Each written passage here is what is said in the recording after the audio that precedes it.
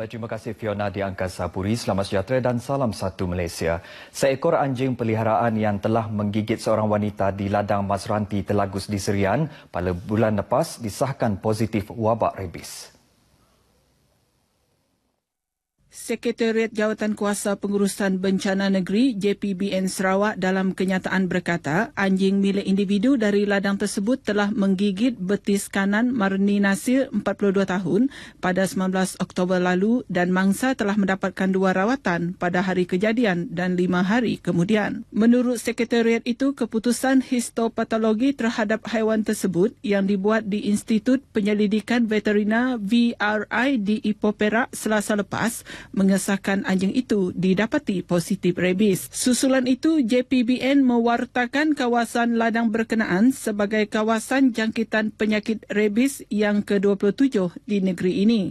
Setakat Selasa, sebanyak 282 daripada 288 sampel yang dihantar ke VRI Ipoh telah diterima. Sampel tersebut terdiri daripada 257 sampel anjing, 24 sampel kucing dan 1 sampel kelawar.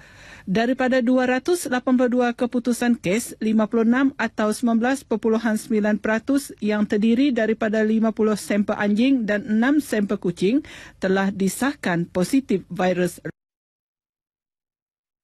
Polis daerah Kuching berjaya menumpaskan 7 geng yang disyaki terlibat dalam pelbagai kes jenayah di sekitar Kuching sepanjang tahun ini. Ketua Polis daerah Kuching, ACP Abang Ahmad Abang Julai memberitahu kumpulan tersebut dikenali geng Baja, geng Yem, geng Kazar, geng Viva, geng Fakrul, geng Dido dan geng Bacok. Katanya kumpulan tersebut bergiat aktif dalam kes-kes curi kenderaan dan motosikal, pecah rumah, samun dan merompak premis-premis kedai 24 jam.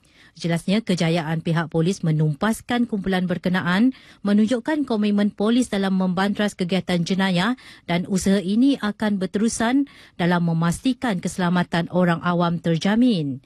ACP Abang Ahmad berkata demikian pada Majlis Perhimpunan Bulanan Ibu Pejabat Polis Daerah Kuching di Kuching. Dalam pada itu, beliau mendedahkan kadar jenayah indeks daerah Kuching mencatat penurunan dengan setakat semalam merekodkan sebanyak 1,425 kes berbanding 1,454 kes bagi tempoh yang sama tahun lepas.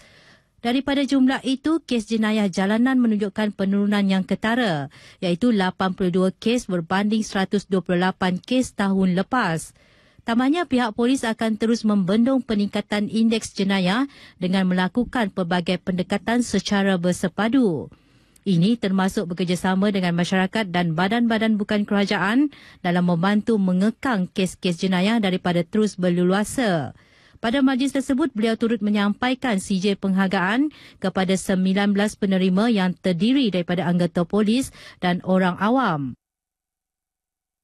Seorang lelaki yang dituduh memiliki senjata berbahaya ditemukan mati dipercayai menggantung diri di dalam sebuah tandas sel mahkamah di Miri tengah hari tadi.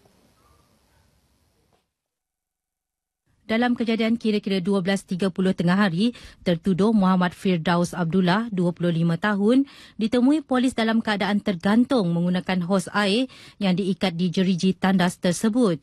Sebelum kejadian, tertuduh telah dihadapkan ke Mahkamah Session Miri atas pertuduhan memiliki 3 bilah pisau tanpa kebenaran sah. Tertuduh yang ditahan Ahad lalu didakwa melakukan kesalahan itu bawah Seksyen 6-1 Akta Bahan-Bahan, Kakisan Letupan dan Senjata Berbahaya 1958. Mahkamah membenarkan tertuduh dibebaskan dengan jaminan RM7,000 dengan seorang penjamin. Bagaimanapun tertuduh dipercayai gagal membayar wang jaminan tersebut. Sementara itu, Ketua Polis Daerah Miri ACP Lim Meng Seh mengesahkan kejadian berkenaan. Setakat ini, kes diklasifikasikan sebagai mati mengejut dan mayat tertuduh dibawa ke Hospital Miri untuk bedah siasat. Pembangunan industri pelancongan di Miri akan terus menjadi agenda utama Majlis Bandaraya Miri MBM bagi memacu ekonomi dan pertumbuhan Bandaraya Miri yang lebih mampan. Datuk Bandar Miri MBM Adam Yi berkata ini termasuk melobi lebih banyak penerbangan terus terutama dari luar negara seperti Singapura dan China. Katanya Miri bakal mempunyai perkhidmatan penerbangan terus antara Pontianak dan Miri dalam masa terdekat yang akan membuka pelbagai peluang baru bukan sahaja dalam bidang pelancongan tetapi juga perubatan, pendidikan dan pertanian. Berucap pada Majlis Pelancaran Logo Tahun Melawat Miri 2018 di Miri, beliau yakin MBM mampu melakukan lebih banyak pendekatan bagi memposisikan pelancongan sebagai satu ejen perubahan kepada Miri. Jelas beliau, pelbagai usaha sedang dipegiat termasuk pelaburan dalam aplikasi Miri yang memerlukan komitmen kewangan yang besar.